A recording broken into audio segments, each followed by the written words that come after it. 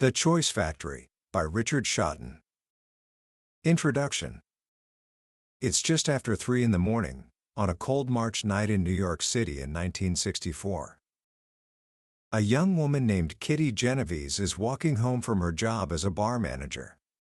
Her apartment is just 100 feet from her car, a short walk she's made 1,000 times. But tonight is different. As she walks under the quiet, tree-lined streetlights, she's spotted. A man begins to follow her, and just yards from her front door, he attacks, plunging a knife into her back. What happened next would not just become a bleak headline, it would change the way we understand human nature itself. The New York Times reported that for over half an hour, 38 of Kitty's neighbors, respectable, law-abiding citizens, watched from their windows as the killer attacked her not once, but 3 separate times. Twice, the lights from their apartments and the sound of their voices scared him away.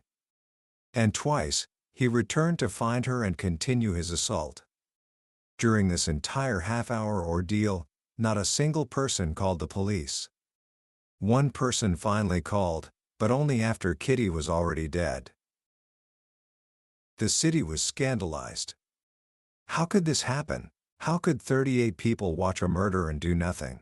The world concluded it was a story about apathy, about the cold, heartless nature of city life. But 2 psychologists, Bibb Latané and John Darley, read the story and had a completely different idea, a chilling, counterintuitive thought. What if nobody helped because there were so many witnesses? What if the problem wasn't a lack of concern, but a diffusion of responsibility? This single, haunting question is the gateway into a hidden world that governs our lives. It's the world explored in Richard Shotton's brilliant book, The Choice Factory. This isn't just a book about marketing, it's a manual for understanding the human mind. It reveals the 25 invisible psychological biases that pull our strings every single day, shaping what we buy, who we trust, and what we believe. For decades, advertisers and marketers have operated on flawed assumptions about how people think. But Shotton pulls back the curtain on a truth that is both simpler and far more fascinating. We are not the rational, logical creatures we believe ourselves to be. By the end of our journey today, you will understand why a beer labeled best-selling suddenly tastes better, why admitting a flaw can make a brand more trustworthy, and why a higher price tag can sometimes make us more eager to buy. More than that, you will have a toolkit of psychological principles that can help you understand not just the choices of others, but your own as well. So, let's step inside the Choice Factory, and begin with that terrible night in New York, to uncover the first, and perhaps most profound, secret of human behavior. Book summary. The story of Kitty Genovese led those 2 psychologists, Latané and Darley, to conduct a series of fascinating experiments. They wanted to test their wild theory, that the presence of others makes us less likely to help someone in need. In one study, they would have a student fake an epileptic seizure while other students listened in from a nearby room. When a student believed they were the only person who could hear the seizure, 85% of them rushed to help. But when they believed there were 4 other people also listening, that number plummeted to just 31%. They called this the bystander effect. When a task is given to a group, we all unconsciously assume someone else will take care of it. Surely, someone else will call the police. Surely, someone else will help. It wasn't that the witnesses were monsters. They were human, caught in a psychological trap. This reveals one of the most fundamental lessons in the book. We consistently misunderstand the reasons behind people's behavior. We look at those 38 witnesses and we blame their character, their personality. We think, they must be selfish people. This is a mistake Shotton calls the fundamental attribution error, the tendency to believe that people's actions are driven by who they are, rather than the situation they are in. But as the bystander effect shows, context is king. The situation, the environment, is often a far more powerful predictor of behavior than personality. A classic experiment from 1973 proves this beautifully. Psychologists at Princeton University took a group of trainee priests and told them they had to give a talk in a building across campus. They divided the priests into 3 groups. The first group was told they were running late and had to hurry. The second was told they were on time. And the third was told they had plenty of extra time. Now, on the path to the other building, the psychologists placed an actor slumped in a doorway, moaning and clearly in need of help. The question was, who would stop? Would it be the priests who were thinking about helping others, or would the situation matter more? The results were staggering. Of the priests who were in a rush, only 10% stopped to help. Of those with plenty of time, 63% stopped. It didn't matter what their personality was like or why they had joined the priesthood. All that mattered was whether they felt rushed. The situation, not the person, determined the behavior. This is a massive insight for anyone trying to influence behavior. We spend so much time thinking about who to target, but we rarely think about when and where. We focus on the target audience, but we forget the target context. If the context is so powerful, then one of the most influential parts of our context is the people around us. We are social animals, constantly looking to others for cues on how to behave. This leads us to one of the most powerful biases in the marketer's toolkit: social proof. Put simply, we assume that what is popular is good. Robert Cialdini, a titan in this field, ran a now famous experiment in a hotel. The hotel wanted guests to reuse their towels to save on laundry and help the environment. The original sign in the rooms mentioned the environmental benefits, and it worked on about 35% of guests. Cialdini tested a new sign. This one simply said that the majority of guests who stayed in the hotel reused their towels. It was a simple statement of social proof. The result?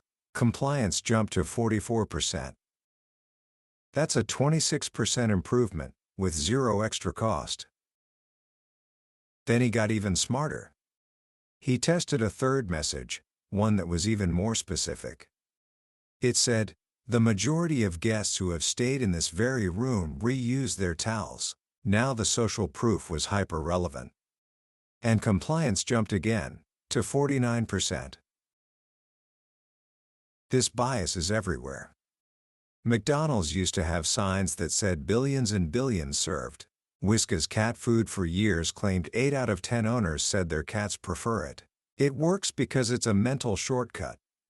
Instead of having to research and analyze every decision, we can just look at what others are doing. If it's the most popular beer at the bar, it's probably a safe bet. In fact, Shotton tested this himself, putting a small sign on a bar that said a particular porter was the week's best-selling ale. Sales for that beer more than doubled. But this powerful tool has a dark side. It can backfire spectacularly if used incorrectly. Shotton calls this negative social proof. Imagine you're trying to stop a bad behavior, like stealing wood from a national park. This was a real problem at Arizona's Petrified Forest National Park, where tons of petrified wood were being stolen each year. So the park rangers put up a sign that said, "Your heritage is being vandalized every day by theft losses of 14 tons a year." They thought they were discouraging theft. But what message were they actually sending? They were telling visitors that lots of people steal wood. They were normalizing the bad behavior. The psychologists tested this. They compared that sign to one that simply said, "Please don't remove the petrified wood." The negative social proof sign, the one highlighting how widespread the theft was, led to more than 4 times as much theft as the simple request. In fact, it even led to more theft than having no sign at all. It was, in Cialdini's words, a crime promotion strategy.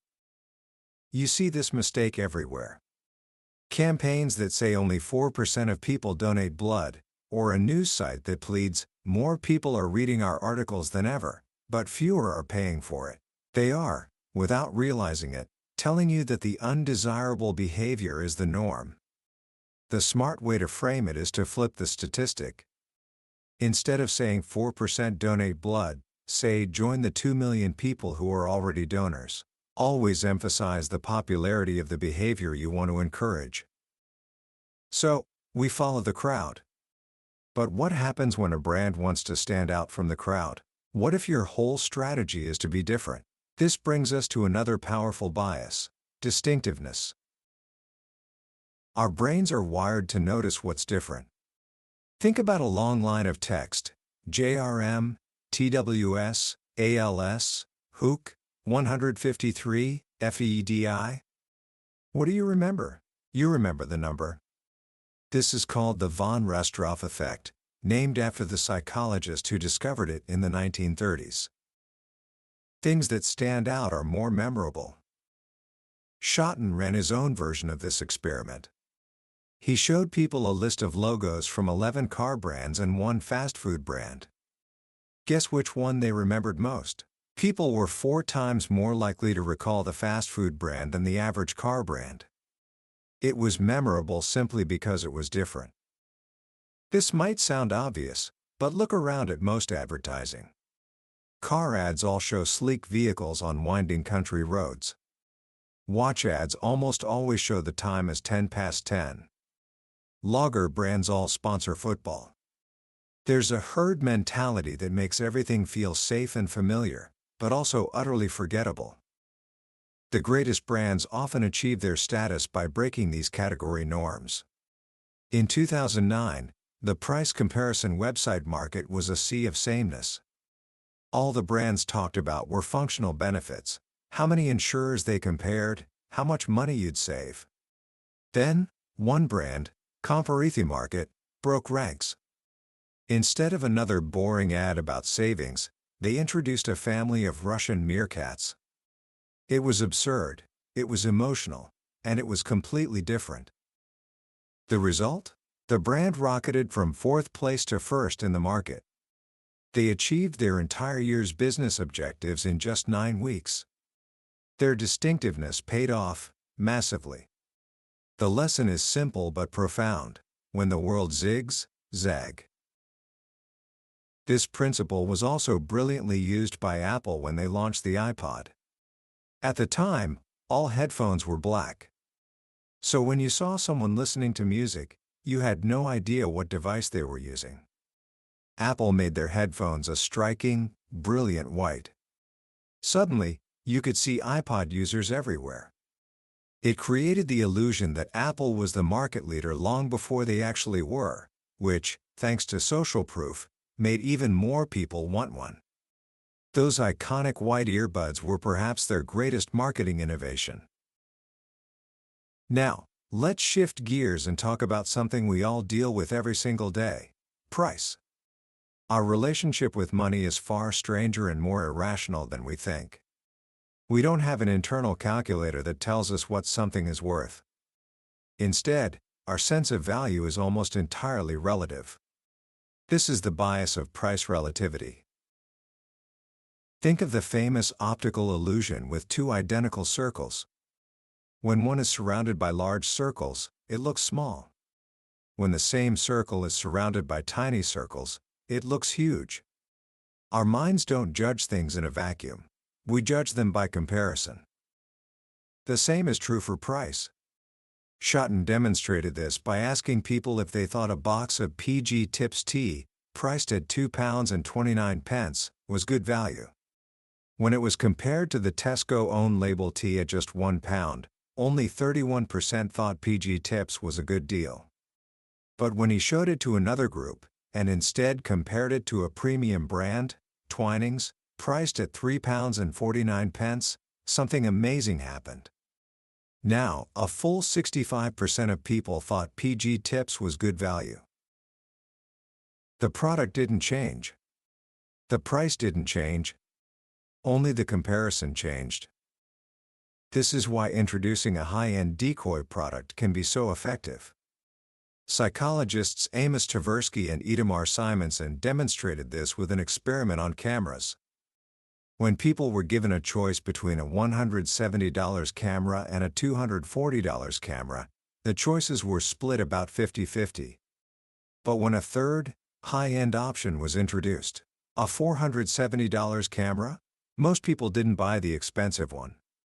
Instead, sales of the middle option, the $240 camera, shot up to 57%. The expensive option made the middle one look like a sensible, safe compromise. We don't want the cheap, shoddy one, but we don't want to be ripped off by the super expensive one either. The middle option feels just right. This relativity is one thing, but our perception of price is also warped by how we pay. This brings us to the pain of payment. Paying with physical cash feels real. You see the money leaving your hand. It hurts a little. But paying with a credit card? That feels abstract, almost like playing with Monopoly money. An experiment at MIT proved this perfectly. Researchers held an auction for basketball tickets. Half the students were told they had to pay in cash, the other half by credit card. The average bid from the cash payers was $29. The average bid from the credit card payers? $61. More than double. The less tangible the payment, the less it hurts, and the more we're willing to spend. This is why casinos use chips instead of cash. And it's why the rise of contactless payments is so powerful for retailers. An experiment in London coffee shops found that people paying with cash tended to overestimate how much they'd spent, while people using contactless cards underestimated their spending.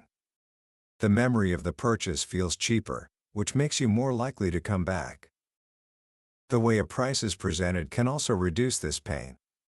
Removing the dollar or pound sign from a menu can boost sales by as much as 8%. It just feels a little less like you're spending real money. And then there's charm pricing, the magic of ending a price in a 9. We all know that £3.99 is basically £4, but our brains don't quite see it that way. Because we read from left to right, the first digit anchors our perception. We see the 3 and our brain encodes the price as being in the £3 range.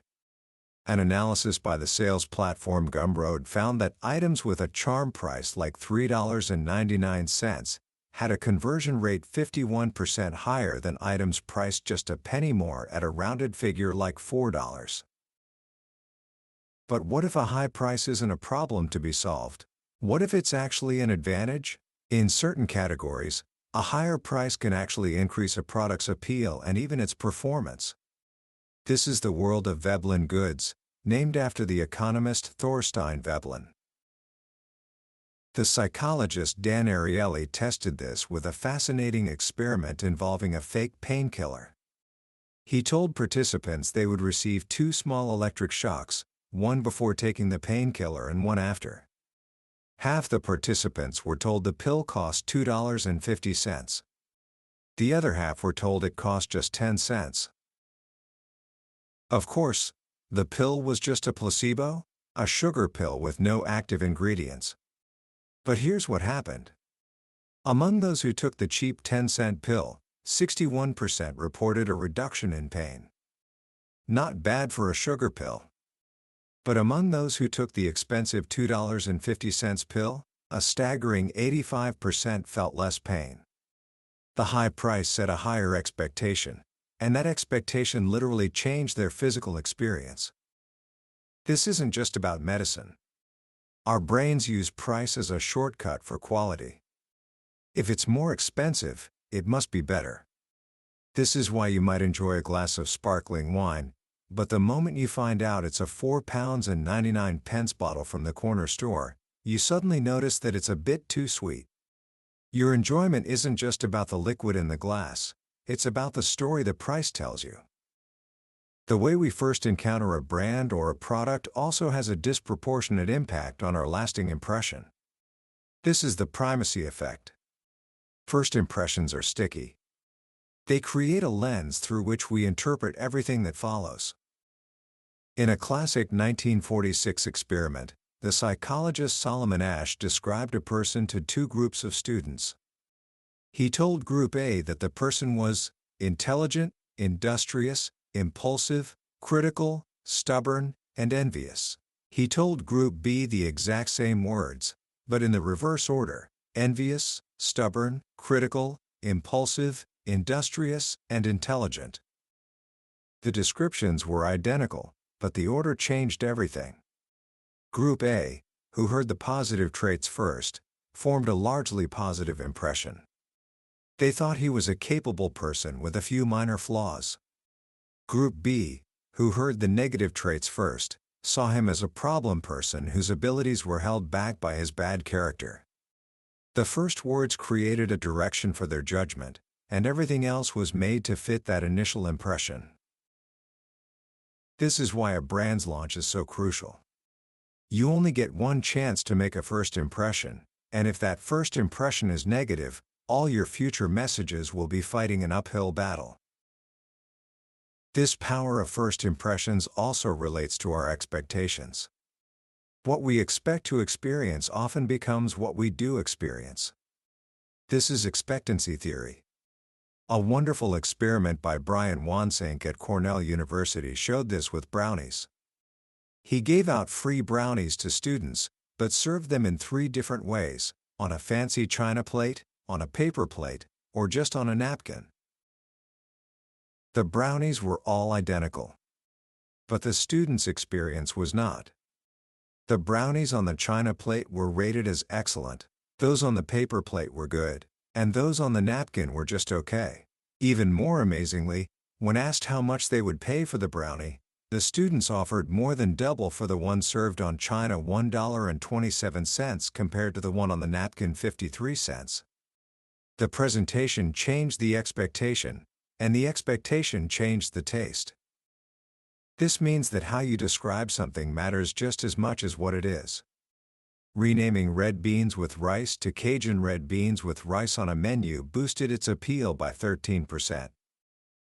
The more descriptive, evocative language created a better expectation, which in turn created a better tasting meal. Good copywriting is like a china plate. So, if creating a perfect, polished image is so powerful, does that mean brands should never show any weakness? Not at all. In fact, one of the most counterintuitive and charming biases is the pratfall effect. It states that admitting a flaw can actually make a person or a brand more appealing. The psychologist Elliot Aronson discovered this when he had students listen to a recording of a student answering quiz questions. The student was brilliant, answering 92% of the questions correctly. In one version of the recording, after the quiz, the student is heard clumsily spilling a cup of coffee all over himself. In the other version, this pratfall doesn't happen. Which version of the student did people like more? The one who spilled the coffee. The mistake made him seem more human, more approachable, less intimidatingly perfect. This works for brands too. Some of the greatest ad campaigns in history have been built on admitting a weakness. Volkswagen's legendary campaign for the Beetle in the 1960s embraced its flaws. One ad had the headline, "Ugly is only skin deep." Another simply said, "Think small." This honesty was disarming. It made people trust everything else VW said. Avis, the car rental company, built their entire business on being number 2. Their famous tagline was, "When you're only no. 2, you try harder." It was a brilliant piece of psychological jujitsu. By admitting their weakness, they're not the market leader. They credibly establish their strength. They have better customer service. We intuitively understand that nothing is perfect. So when a brand is open about its flaws, we not only trust it more, we often like it more too. Guinness takes longer to pour, but that implies it's worth the wait. Listerine tastes bad, because it's a serious, medicinal product. Admitting a flaw can be a powerful signal of confidence and honesty.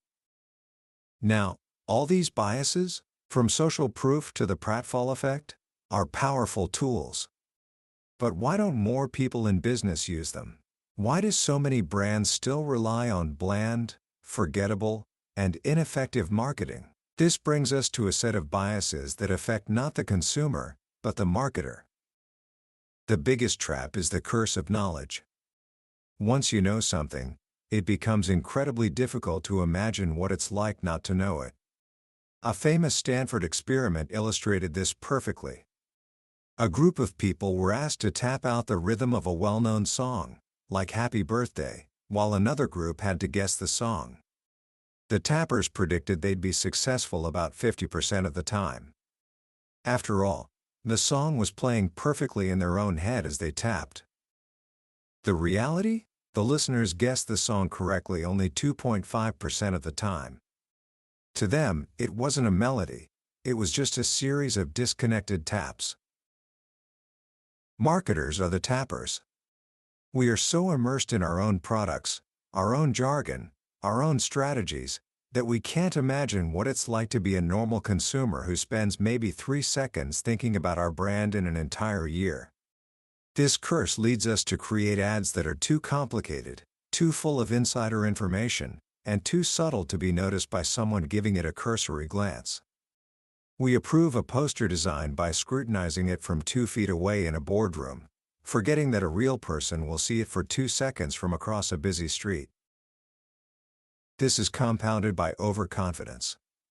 Most of us think we're above average. A study found that 88% of drivers believe they are safer than the average driver, which is statistically impossible. Shotton surveyed people in the marketing industry and found that 83% of them claim to be better at their jobs than their peers. This overconfidence makes us trust our own gut instinct far too much. We believe our next creative idea is going to be brilliant, so we don't feel the need to test it properly. We fall in love with our own ideas and fail to see them from an outside perspective. And finally, there is the danger of claim data. The most logical way to understand customers, it seems, is to just ask them what they want. But this is a deeply flawed approach, because as Shotton reminds us, people often don't know their own motivations, and even when they do, they don't always tell the truth. Remember the experiment where playing French accordion music in a supermarket wine aisle dramatically increased sales of French wine, while German Oompa music did the same for German wine? The music was clearly the biggest driver of the decision. But when the shoppers were asked why they chose their wine, 86% of them insisted the music had no effect at all. They weren't lying, they were just unaware of the subtle contextual cue that had shaped their choice. Their conscious brain, as the psychologist Jonathan Haidt puts it, thinks it's the Oval Office, but it's really just the press office? It's excellent at coming up with plausible-sounding reasons for decisions that have already been made by the subconscious. This is why observing what people do is so much more valuable than listening to what they say. The world of our choices is not governed by rational deliberation. It's a bustling factory of mental shortcuts, environmental cues, and deeply ingrained psychological biases. Understanding how that factory works is the key to influencing behavior, whether you're trying to sell a product, encourage a healthy habit, or simply better understand the strange and wonderful workings of the human mind. Commentary. As we step back and look at the landscape Richard Shotton has painted for us in The Choice Factory, the overwhelming feeling is one of humility. The book is a powerful antidote to the arrogance that so often pervades the worlds of business and marketing, the belief that we are rational creatures, that our customers are rational, and that a good argument is all it takes to win the day. Shotton shows us, with one fascinating experiment after another, that the truth is far more complex and interesting. Our decisions are not made in a sterile, logical vacuum. They are made in the messy, vibrant, and often confusing context of real life. We are swayed by what the people around us are doing, by the way a price is framed, by the color of a pill, by the plate a brownie is served on. These aren't minor quirks, they are fundamental drivers of human behavior. The most powerful lesson, for me, is the repeated demolition of the idea that we can simply intuit our way to success. The curse of knowledge is a particularly potent warning. As professionals, parents, or leaders, we are constantly at risk of forgetting what it's like to be on the other side of our own expertise. We think our message is crystal clear, while our audience only hears a series of disconnected taps. The antidote, as Shotton demonstrates throughout the book, is a relentless commitment to testing. Don't assume, test. Don't rely on your gut, test. Don't ask people what they'll do. Create a situation where you can watch what they actually do. So, how can you start applying these ideas in your own life, right now? Here are just a few simple actions you can take. First, embrace the pratfall effect. The next time you're trying to build trust with someone, whether it's in a presentation, a job interview, or a simple conversation, try admitting a small, relatable flaw. Don't talk about a catastrophic failure, but a humanizing mistake. It's disarming, it shows confidence, and it makes everything else you say more believable. A little bit of vulnerability can be a superpower. Second, use the power of price relativity in anchoring. The next time you are presenting an option, think carefully about the comparisons you are creating. If you're selling a service with 3 tiers, remember that the highest priced option isn't just there to be sold, it's there to make the middle option look like the most sensible choice. Frame your preferred outcome as the safe, smart compromise between 2 extremes.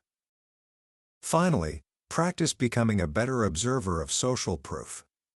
Pay attention to how often brands tell you what is best-selling or most popular. But more importantly, think about how you can use this for good.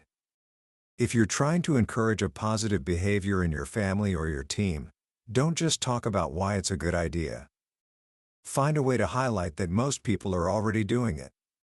Frame the desirable action as the norm, and you make it much easier for others to follow. The Choice Factory is more than a collection of clever marketing tricks. It is a profound exploration of the hidden architecture of the human mind. It reminds us that to influence others, we must first understand them. And to understand them, we must look past what they say and watch what they do, recognizing that we are all, in our own way, beautifully and predictably irrational. That was a summary of The Choice Factory by Richard Shotton. We've explored some of the core biases that shape our decisions today, but I have to be honest with you, a summary is like looking at a map of a beautiful city. It can show you the layout, but it can never replace the experience of walking the streets yourself. The real magic of this book is in the delightful details of each experiment and the witty way Shotton connects these scientific findings to the real world of advertising. If any of these stories or ideas have sparked your curiosity, I truly encourage you to pick up a copy.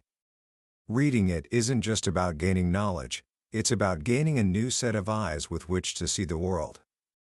A link to the book is in the description. Also, if you found this journey into the human mind valuable, please take a moment to hit that like button and subscribe to the channel. That way, you won't miss our next deep dive into another life-changing book from the billionaire's bookshelf. Let's keep learning and growing together.